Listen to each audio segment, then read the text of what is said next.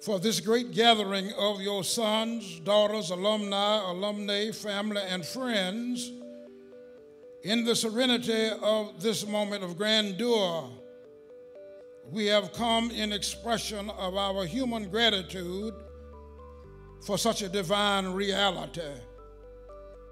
You've noticed that we've really taken special note of this date, April 23rd, 1951. Really, something amazing happened in this building. Something amazing happened that allowed, in Prince Edward County, Virginia, here in 2011, for you to be able to sit in this auditorium and look around and see an audience of people, not all of whom look like you. And if we'd been here 60 years ago today, that's not the way it would have been. On behalf of the museum's board of directors, Lacey Ward, director, and staff, it gives me extreme pleasure to welcome you to the Robert Russa Moton Museum, Center for Civil Rights and Education. Tonight is a night of great anticipation. While we are not fully complete, we are knocking on completion's door. We are celebrating the 60th anniversary of the student walkout led by 16-year-old Barbara Johns, April 23rd, 1951. You'll be introduced to some of the plaintiffs who daringly participated in a lawsuit in the face of personal detriment, Davis versus Prince Edward County, which became a part of the landmark Supreme Court case, Brown v. Board. The early board members and the Martha E. Forrester Council of Women worked diligently to ensure that the building would be saved and is now on the National Registry of Historic Buildings. There is yet much to be done, and it will be done. This is, for me, a wonderful opportunity and delight to be a part of this particular project. My life's work seems to be now to be involved as much as possible in telling the untold stories of people of courage, people of great character, such as the young people who sat in this room 60 years ago to make history. There are so many untold stories of people who have done extraordinary things in their lives. These are the kind of stories that young people today need to know about. Help us bend the arc of history towards justice, toward Lacey Ward and the Moton Museum, toward Barbara Johns and the Davis plaintiffs and their families and their legacies.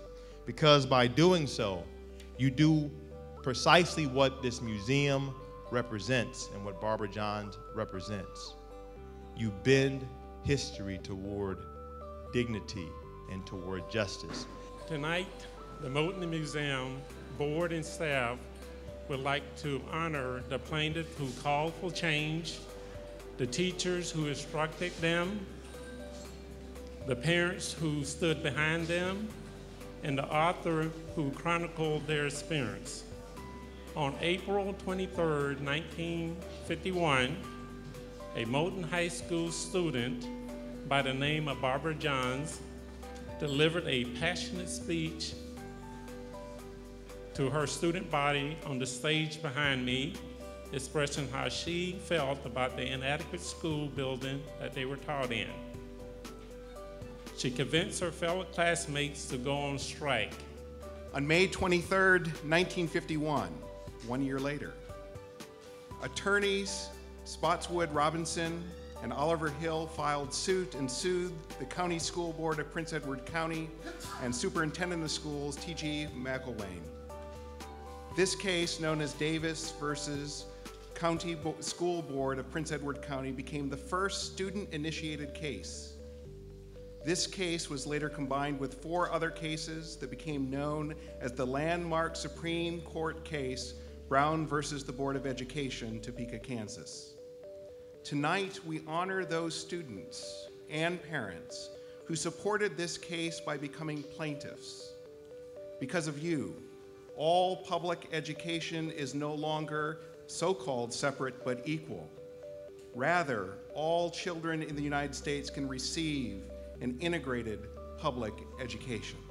On this special evening, each plaintiff will receive a plaque. These plaques are slates from the chalkboard that many of the students were taught on, taken from the classrooms you visited this evening. Pass the word on to all of the children so that they'll know whose shoulders they are standing on. Well, because unless you know from whence you're coming, ladies and gentlemen, you don't always know exactly where you're going.